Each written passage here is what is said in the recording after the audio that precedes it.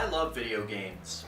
Old, new, retro, doesn't really matter. As long as the gameplay, the story, anything that goes is good, I can play it and enjoy myself. It's a pastime that a lot of people like to do, especially nowadays with the popularity of streaming, let's plays, and even angry video game reviews that are incredibly popular. But still there are people wondering, how do I record my own game footage? How do I edit it and make it interesting or funny or whatever you want to do with it? And in this day and age, the popularity will just keep on going with the rise of video game entertainment. I mean, it's a billion-dollar industry, and you can't go wrong with those numbers. So if you have an old console lying around and you don't want to resort to emulation to record some of your games, and if you want to play old school games using how it was intended, like I do on my other channel. So join me on this journey as we're going to look into how to record some of your old games on a simple video capture device. Just as soon as I'm done playing this frickin'... The first thing to look at is of course the hardware that we will be using in order to capture our game.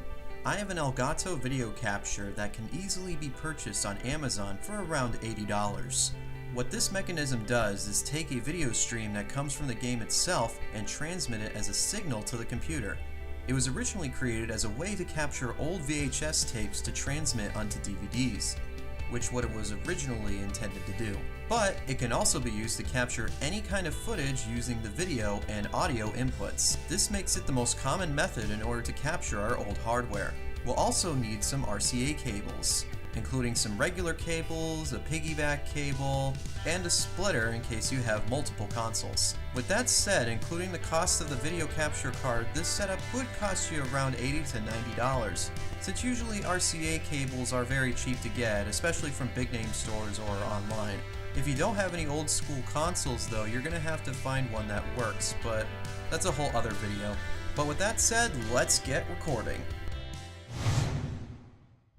Now in order to show you an easy method on how this is set up, I'm going to be using my own personal setup as an example and how I record gameplay for my channel, Maximum Play. We'll start by going in order on what my layout looks like first. First thing is the primary consoles that I use, which is a Wii, a PS2, and an N64. So I use 3 consoles, each one with their own RCA cable that connects to the TV.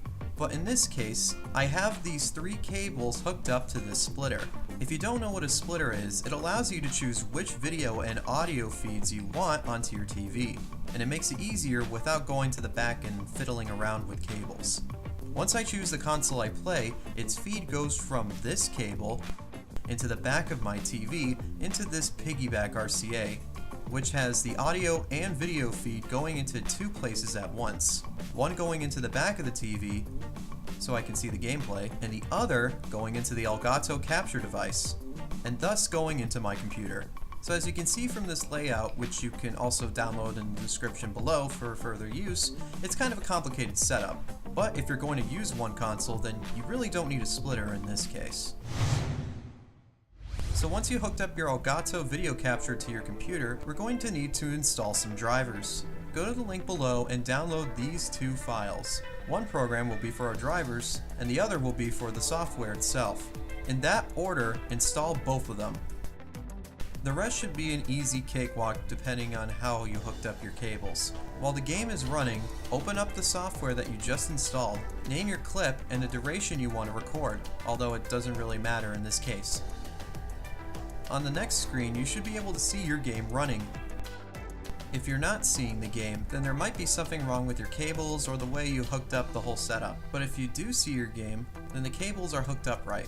On this screen, it's showing if you hooked up your console with a yellow cable or an S-video cable. Since we're using an RCA cable, I would just leave it like this. For aspect ratio, most old games are 4:3, so I would leave it at that. If you use 16:9, it could cause some stretching. Then click continue.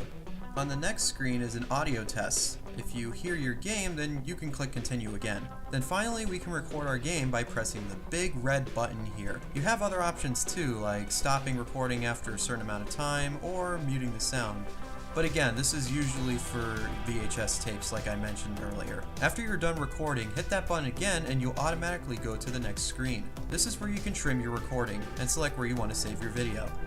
By clicking on Preferences, you have a bunch of options that you can choose from to where you want to save your recording or picture settings. Once you've found a location, hit OK, and then Continue. The program will then create a video file and your recording in the place you saved it in. And there you have it, a way to record your gameplay from your old school console and do as you please. Now if you'll excuse me, I gotta make sure Mario completes this mission,